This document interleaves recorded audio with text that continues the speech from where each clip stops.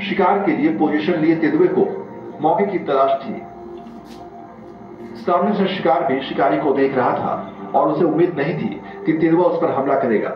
लिहाजा विल्डर बीस्ट तेंदुआ को देखने के बाद भी मैदान में बैठा रहा। काफी देर तक इंतजार करने के बाद जब तेंदुए को इस बात की तसल्ली हो गई कि अब शिकार पर हमला करने का सही वक्त आ चुका है, तब उसने पहले अपने टारगेट को लॉक किया और फिर शिकार पर हमला बोला, ताकि उसके हमले के बाद जब शिकार के झुंड में भगदड़ मचे तो अपने टारगेट शिकार को आराम के साथ दबोच सके। और हुआ भी ऐसा ही।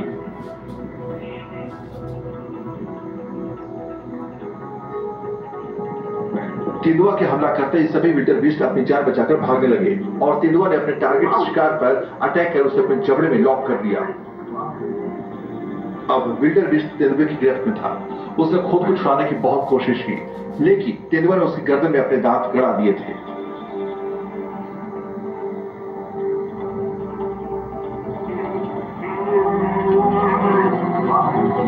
विल्डर बीस्ट तड़पता रहा और तेंदुआ उसकी गर्दन पकड़े रहा।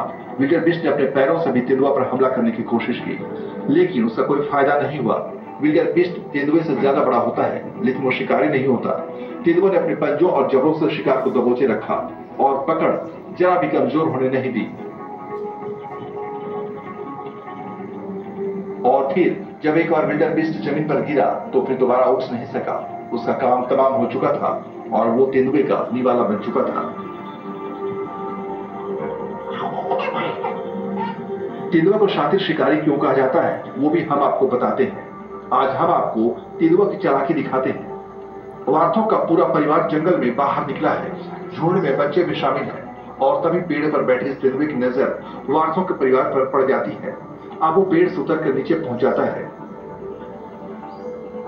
अब तेंदुआ झाड़ियों के पीछे खुद को इस तरह से छिपा लेता है, उसे देख पाना वार्थों के लिए आसान नहीं होता। ये शातिर तेंदुआ चुपचाप बिना हरकत किए अपने शिकार का इंतजार करने लगा। इससे जरा सा भी हिलने से शिकार भाग सकता है, लिहाजा चालाक शिकारी कोई भी हरकत नहीं करता।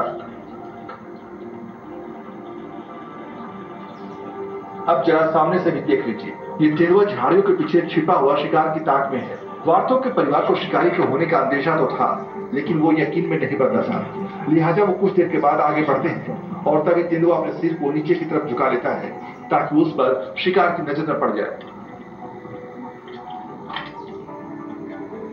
अब जैसे ही वार्थों के परिवार का मुखिया आगे बढ़ता है और वो तेंदुए के पास आता है, वैसे ही वो उतनी ही तेजी के साथ वापस लौटकर भागता है।